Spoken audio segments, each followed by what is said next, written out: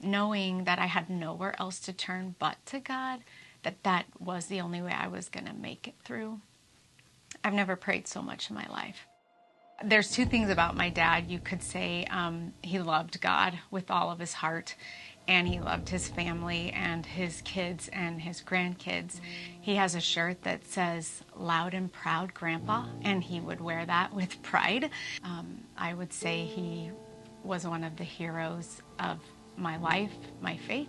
Last fall, so a year ago right now, he started getting sick and was diagnosed with a very rare blood cancer called primary myelofibrosis, for which there's no cure. This came as a super big shock to all of us.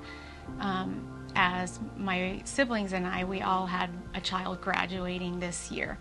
And those would have been his 3 grandkids graduating from high school, and then another granddaughter graduating from law school. So when this diagnosis was made, we instantly just started praying and begging God, pleading with God to just let him make it to those graduations. He wanted to be there so badly.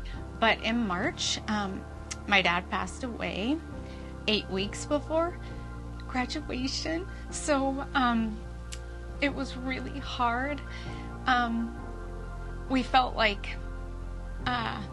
pretty let down. Why couldn't God have just let that last till he could have seen these grandkids graduate? I was mad. That's probably the first time in my life that I have ever felt like I grew up just very, you didn't get mad at God.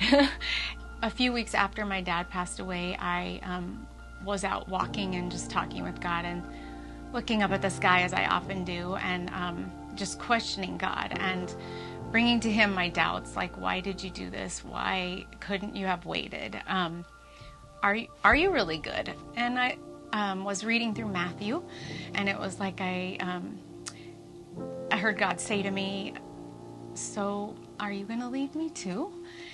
And I believe that God speaks to us all in a way that he knows we're going to hear us. And that's just what I heard in my spirit. And it just made me stop.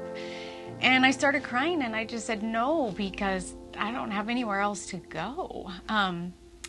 You are hope. You hold the words of life. My dad is with you. That is what my dad lived for. Throughout the whole thing, he would just tell us, I want to bring glory to God through this.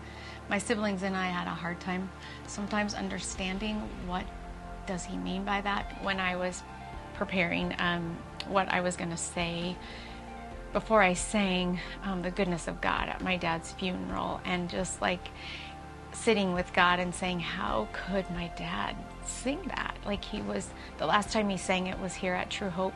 And I looked out, and my dad's hands were raised, and he was singing the goodness of God. And I thought, how are you doing that? You're dying. So when I was preparing that, I realized that my dad could do that because he knew the joy of the Lord was his strength, and he knew that God would sustain him till the end, and he did. I don't think I would have learned or heard from God like I did, or felt God's presence, if I wouldn't have said, I'm mad. I need you to help me with this, because it's not fair. And so I would tell people that it's okay to question, it's okay to be mad. God is really big, and he will meet you, and he will answer you, and he will talk to you how he knows you're going to hear him. If it weren't for God, I would be hopeless. I would be devastated. I think truly on those really hard days, that is what gets me one foot in front of the other, is knowing that I have God truly with me.